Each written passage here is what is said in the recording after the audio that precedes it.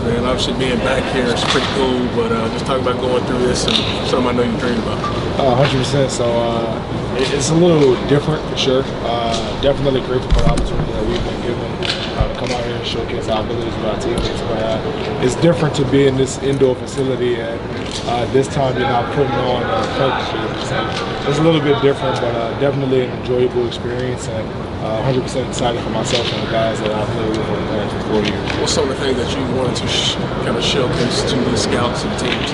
The biggest thing I kind of wanted to show, one, was my explosiveness and quickness at the center position, but also that I have the versatility to play guard as well.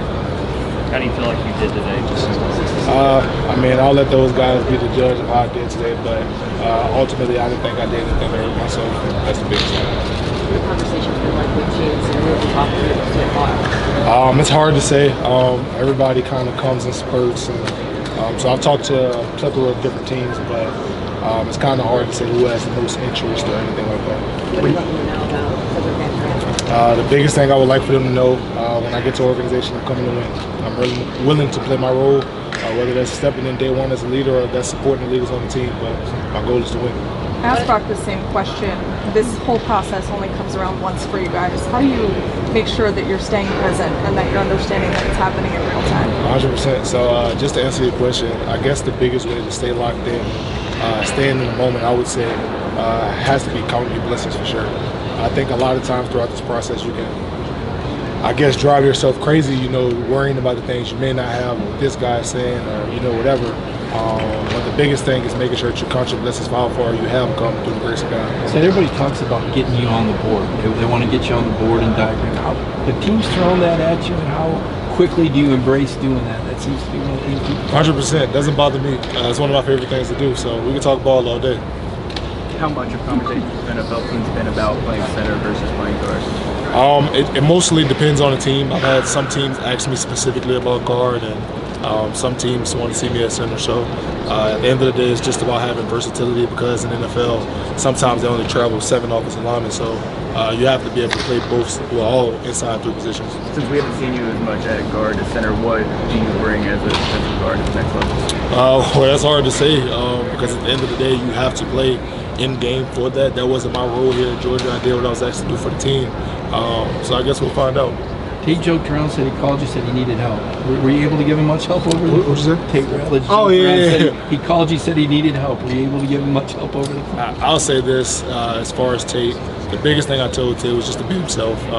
The best thing that he can do for himself is continue to be the person that he is. He's a great leader by example. He doesn't need to be Nolan Smith, that's the biggest thing. So it's really just understanding that you're going to be the guy who leads by example, and if you say things from here and there, guys will respect it because you're not the one that's always, I guess, being the vocal guy. How important is it for Tate and Truss to be back for that offensive line, and alongside those guys, who else might kind of step up as a leader on that group in your absence now? So to answer your question, I would say Jared Wilson probably will step up the most, along with Ernest Green. But I think it's huge to have Tate and Truss back for the simple fact of once you get those young guys who are hungry, and Jared really isn't young, but he just hasn't had his opportunity to shine yet. So I would say once you get those kind of guys, with guys who are experienced and have really seen it all through the league of the SEC, I think the sky's the limit for those guys. What does Jared bring to the table? Tate called him a freak athlete. Yeah, exactly what Tate said. Jared is a freak athlete, explosiveness. One thing that I think people underestimate about Jared is that he's extremely smart. Jared does a tremendous job of being able to dissect what the defense is giving him, being able to make those ID points, and also just, I guess, digesting what's going on right in front of him in a split second. So once you add that, understanding the offense and then how explosive and good of an athlete he is, it's amazing what he can do. Said you have a lot of former teammates that are in the NFL now. What have they told you about the next level to help you out? So the biggest thing they told me was, one, yes, the draft will be very emotional for good reasons and bad reasons, but the biggest thing is getting over it as fast as possible. Once you get there, no one cares where you're drafted, no one cares whether you're a top guy, you're younger. If you can play football, you can play football. And that was the biggest thing, is just making sure that you can kind of flip that switch and kind of get back into playing football. And then another thing that they said was make sure you come in the best shape as possible, because it'll be a really, really long year for the rookies. With Jared, what is it about his athleticism?